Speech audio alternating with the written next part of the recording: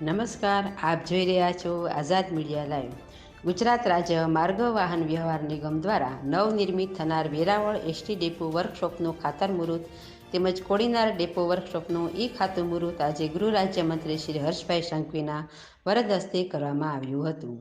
આ તકે ગૃહ રાજ્યમંત્રીએ જણાવ્યું હતું કે આજે વેરાવળ અને કોડીનારના ડેપોમાં ગુજરાત રાજ્ય માર્ગ વાહન વ્યવહાર નિગમ દ્વારા વિવિધ પ્રકલ્પોના ખાતરમુહૂર્ત કરવામાં આવ્યા, જેથી ગીર સોમનાથ જિલ્લાના અંતરિયાળ વિસ્તારોમાં ગામડાઓમાં પરિવહનની સુવિધા માટેનું માળખું બહેતર બનશે. મુખ્યમંત્રી શ્રી ભૂપેન્દ્રભાઈ પટેલના નેતૃત્વમાં રચાયેલી નવી સરકાર માત્ર 150 દિવસમાં રાજ્યમાં 600 નવી બસો ફાળવી છે અને આ અઠવાડિયામાં બીજી નવી 125 બસો ફાળવવાનું આયોજન હાથ ધરવામાં આવ્યું છે, જેથી છેવાડાના ગામડાઓને વધુમાં વધુ સારી બસોની સુવિધા સાથે જોડી શકાય.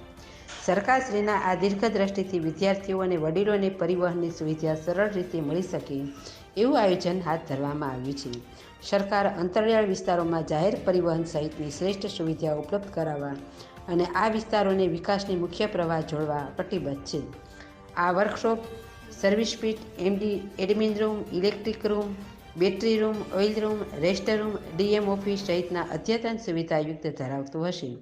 આ તકે સાંસદ શ્રી રાજેશભાઈ ચુડાસમા, ધારાસભ્ય શ્રી ભગવાનભાઈ બારડ, નગરપાલિકાના પ્રમુખ શ્રી પિયુષભાઈ ફોફડી, મહેન્દ્રભાઈ પીઠિયા સહિત આગેવાનો, જૂનાગઢ રેન્જ આઈજીપી શ્રી મયંકસિંહ ચાવડા, જિલ્લા પોલીસ અધિક્ષક મનોહરસિંહ જાડેજા તેમજ ગુજરાત રાજ્ય માર્ગ વાહન વ્યવહાર નિગમના શીર્ષ અધિકારીઓ અને કર્મચારીઓની પણ ઉપસ્થિત રહી હતી. બ્યુરો ચીફ સંજયભાઈ રાઠોડ, આઝાદ મીડિયા લાઈવ, ગીર સોમનાથ.